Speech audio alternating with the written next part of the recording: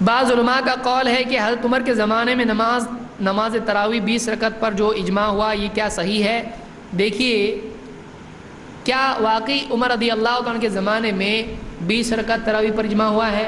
نہیں ہوا ہے، بلکہ عمر رضی اللہ عنہ کے زمانے میں لوگوں کو حکم دیا حضرت عمر نے کہ وہ 11 رکعت پڑھیں۔ ابی بن کعب اور تمیم الداری کو عمر رضی اللہ تعالیٰ نے 11 رکعت پڑھانے کا حکم دیا، 11 رکعت پڑھانے کا حکم دیا تراویح میں، قیام اللیل میں، قیام رمضان میں۔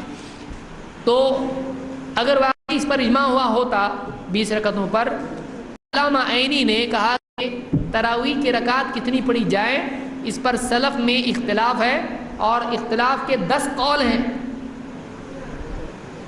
کسی نے 11 کہا، کسی نے 16 کہا، کسی نے 20 کہا، کسی نے 24، کسی نے 28، کسی نے 36، کسی نے 39، کسی نے 41، کسی نے 47۔ جب اجماع ہوا ہے تو پھر یہ اختلاف کہاں سے آیا؟ تو اجماع اس پر نہیں ہوا ہے۔ اجماع اس پر ہے کہ ایک آدمی تراویح کی جتنی رکعت چاہے وہ پڑھ سکتا ہے۔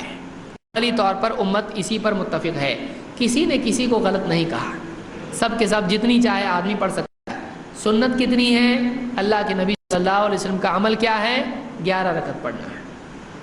حضرت عمر کا حکم کیا ہے؟ 11 رکعت پڑھنا۔ لیکن اس سے زیادہ کوئی پڑھنا چاہے اس کی مرضی، 20 کیا بھائی 40 پڑھتا ہے تو کوئی پرابلم نہیں ہے، لیکن اس کو سنت بول کے پڑھے یہ صحیح نہیں ہے۔